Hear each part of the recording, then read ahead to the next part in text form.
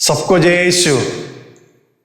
आज माँ कलीसिया 3 जुलाई को भारत के प्रेरित संत थॉमस का पर्व मनाती है।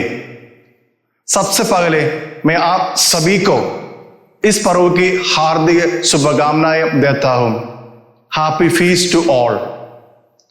जब मैं संत थॉमस के बारे में सोचता हूं तो हम जानते हैं कि वह यीशु के 12 प्रेरितों में से एक है। एक प्रेरित के रूप में थॉमस प्रभु का अनुसरण करने के लिए समर्पित थे और यहां तक कि उनके साथ मरना भी चाहते थे। फिर भी इस दृढ़ संकल्प के बावजूद जब यीशु ने अपने क्रूस मरण का सामना किया तो थॉमस न केवल यीशु के साथ खड़े होने के लिए कमजोर साबित हुए, बल्कि उन्होंने प्रभु के पुनरुत्थान पर भी संदेह किया जब उन्हें अन्य प्रेरितों द्वारा इसके बारे में बताया गया।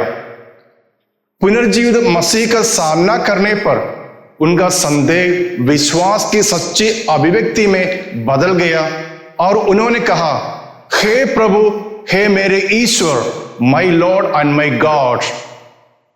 इसलिए उन्हें डाउटिंग थॉमस के नाम से जाना जाता है। उस संदेह ने ईसा मसीह का प्रबल शिष्य और शायद बना दिया। अंतिम खोज में थॉमस समझ नहीं सका कि यीशु का क्या मतलब था जब उसने कहा, मैं फिर आऊंगा और तुम्हें अपने पास ले जाऊंगा कि जहां मैं रहूं वहां तुम भी रहो। और तुम जानते हो कि मैं कहां जाता हूं। थॉमस ने प्रश्न किया, हम मार्ग को कैसे जान सकते हैं? यीशु ने उत्तर दिया, मार्ग, सत्य और जीवन मैं ही हूं। बिना मेरे द्वारा कोई पिता के पास नहीं पहुंच सकता। इसने यीशु को एक सत्य प्रकट करने के लिए प्रेरित किया। यहां हम संत थॉमस का साहस देख सकते हैं। जब यीशु ने सुना कि लाजर मर गया है तो उसने चेलों से कहा, आओ हम यहूदिया में उसके पास चले। तब अन्य शिष्यों ने उससे कहा कि यहूदी तुम्हें मार डालना चाह रहे थे और क्या तुम फिर वही जा रहे हो? तब थॉमस ने अपने साथी शिष्यों से कहा, आओ हम भी चले कि हम उसके साथ मर सके। Let us also go and die with him। ये किसी भी कठिन परिस्थिति में संत थॉमस की यीशु के प्रति भक्ति देख सकते हैं।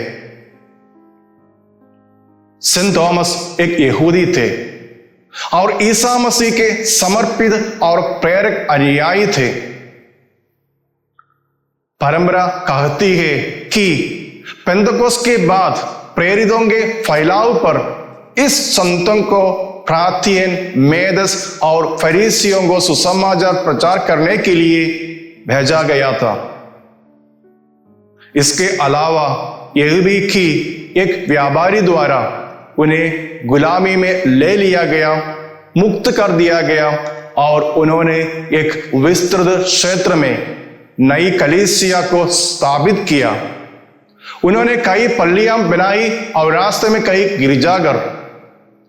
सन 52 में संत थॉमस भारत पहुंचे, यीशु के विश्वास को मलबार तट पर ले गए और स्वयं को संत थॉमस के ईसाई कहते हैं। परंपरा के अनुसार संत थॉमस की मृत्यु सन 72 में भारत के मइलापुर में एक पहाड़ी पर प्रार्थना के दौरान भाले से प्रहार होने के बाद हुई थी और उन्होंने उनकी मृत्यु के स्थल के पास ही दफनाया गया था। वे अभी भी चेन्नई, मइलापुर, भारत में संत थॉमस बेसिलिका के भीतर पाए जा सकते हैं।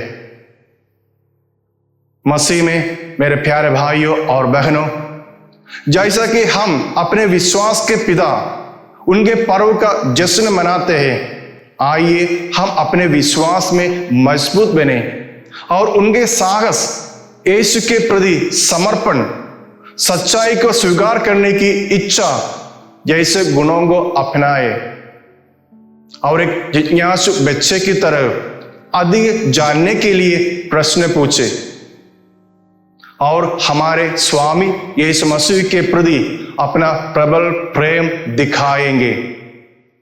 एक बार फिर आप सभी को संत थॉमस पर्व की हार्दिक शुभकामनाएं। प्रभु यीशु संत थॉमस की मध्यस्थता के माध्यम से हम सभी को आशीर्वाद दे। पिता, पुत्र और पवित्र आत्मा के नाम पर आमीन। सबको जय यीशु।